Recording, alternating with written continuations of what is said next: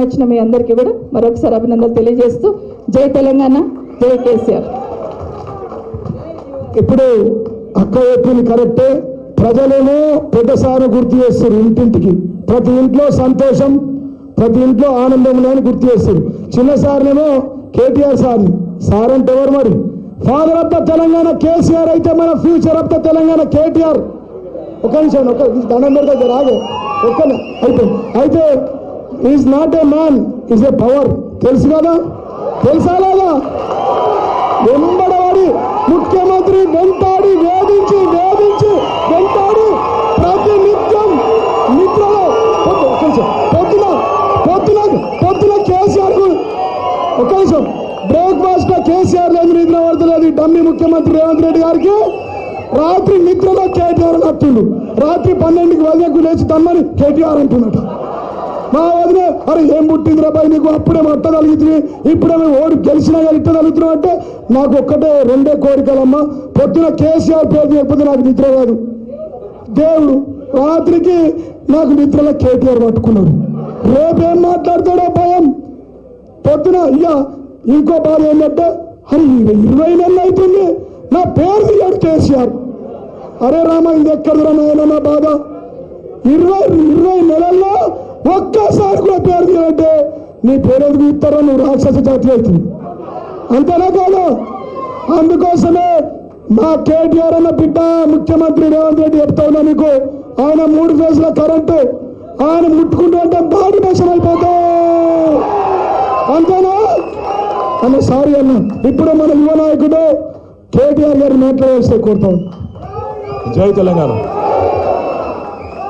జై తెలంగాణ. ఒక్కసారి అన్ని పిడికిల్లేవారు. కేసీఆర్ గారి నాయకత్వం.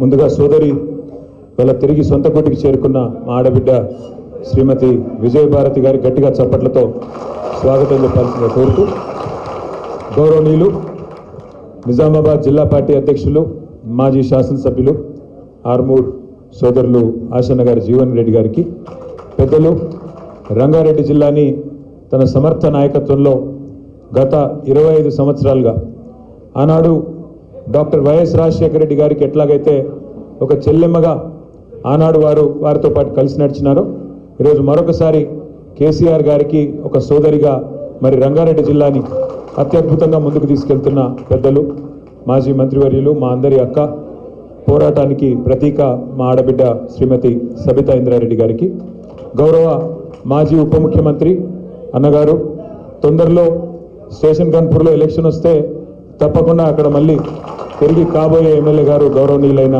శ్రీ తాటికొండ రాజయ్య గారు, గౌరవ నిజామాబాద్ మాజీ శాసనసభ్యులు గౌరవనీయులు సోదరులు బిగాల గణేష్ గారు, గౌరవనీయులు సోదరి మన బోధన్ నియోజకవర్గంలో ఈరోజు షకీల్ గారు అక్కడ లేకపోయినా మరి ముందుండి అక్కడ పార్టీ వ్యవహారాలన్నీ కూడా చక్కదిద్దుతున్న మరొక ఆడబిడ్డ సోదరి ఆయేషా గారు, మన రాష్ట్ర మహిళా విభాగం మాజీ అధ్యక్షురాలు సోదరి శ్రీమతి తుల ఉమ గారు, నిజామాబాద్ జిల్లా పరిషత్ మాజీ అధ్యక్షులు విఠలరావు గారు, పెద్దలు గౌరవనీయులు జిల్లా గ్రంథాలయ సంస్థ మాజీ అధ్యక్షులు శ్రీ ఎల్ఎంబి రాజేశ్వర్ గారు, ప్రొఫెసర్ ఆయచితం శ్రీధర్ గారు, రాష్ట్ర గ్రంథాలయ సంస్థ మాజీ అధ్యక్షులు సోదరుడు అరవింద్ శర్మ గారు, తమ్ముడు రామ్ నరసింహ గౌడ్ గారు, మా తమ్ముడు మా రాజారాం యాదవ్ గారు, కళ్యాణ్ గారు, ఇంకా కౌశిక్ గారు, ఇంకా పేరున పట్లోళ్ళ కౌశిక్ రెడ్డి గారు, ఇంకా పేరున కౌశిక్ పరిచయమా లేదా? వారి ఆ కౌశిక్ కాదు, ఈ కౌశిక్ అక్క కొడుకు. పేరున ఈరోజు ఈ కార్యక్రమంలో పాల్పంచుకుంటున్న మా అన్నదమ్ములకు, ఆడబిడ్డలందరికీ హృదయపూర్వకంగా నమస్కారం, హృదయపూర్వకంగా మీ అందరికీ స్వాగతం. పత్రికా మిత్రులు మీకు కూడా ప్రత్యేకంగా నమస్కారం. ఈరోజు భారతీయ జనతా పార్టీని వదిలిపెట్టి అక్కడ స్టేట్ కౌన్సిల్ సభ్యురాలుగా ఉన్న తన పదవిని కూడా వదులుకొని నేను తిరిగి తెలంగాణ రాష్ట్రం మళ్ళీ బాగుండాలి అంటే తప్పకుండా పెద్దలు కేసీఆర్ గారి నాయకత్వంలోనే ఇది సాధ్యం అనే ఒక ఆలోచనతో తిరిగి వచ్చిన మన విజయభారతి గారికి మళ్ళొకసారి హృదయపూర్వకంగా స్వాగతం. వాళ్ళ వాస్తవం ఏంటి అంటే భారతీయ జనతా పార్టీ మన తెలంగాణకు ఈ గత 11 సంవత్సరాలుగా తీసుకుంటే, రాష్ట్రం ఏర్పడిన నాటి నుంచి ఈ రోజు వరకు తీసుకుంటే ఏ సాయము చేయలేదు, ఏ న్యాయము చేయలేదు, కానీ గాయాలు మాత్రం చాలా చేసింది. ఒకటి కాదు, రెండు కాదు. మీరు జాగ్రత్తగా ఆలోచిస్తే 11 ఏళ్లుగా ఏం జరిగింది తెలంగాణకు భారతీయ జనతా పార్టీ వల్ల అంటే ఒకటి కాదు రెండు కాదు ఎన్నో నష్టాలు చేసింది బీజేపీ.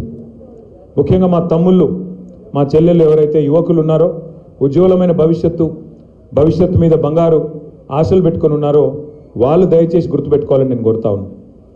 భారతీయ జనతా పార్టీ ప్రభుత్వం మోడీ గారి నాయకత్వంలో కేంద్రంలో రాగానే తీసుకున్న మొట్టమొదటి నిర్ణయాల్లో ఒకటి మన హైదరాబాద్లో ఉన్న ITIRను అంతకంటే ముందున్న యూపీఏ ప్రభుత్వం ఇచ్చిన ITIR అంటే ఇన్ఫర్మేషన్ టెక్నాలజీ ఇన్వెస్ట్మెంట్ రీజన్ అనే ప్రపోజల్ను రద్దు చేసి పారేసింది. అదే ITIR కనుక ఆనాడు సంకల్పించిన విధంగా అయ్యింటే ఈరోజు మన ఎదుగుదల ఎట్లాగూ గొప్పగా ఉంది ఐటీలో, కానీ దానికి ఇంకింత కొంత ఊతమిచ్చి మరొక 1,00,00,000 మందికి ఉద్యోగాలు ఇచ్చే అవకాశం ఉంటుండే. కానీ దాన్ని బొందబెట్టింది, యువకుల కళ్ళల్లో మట్టి కొట్టింది, వాళ్ళ ఆశలకు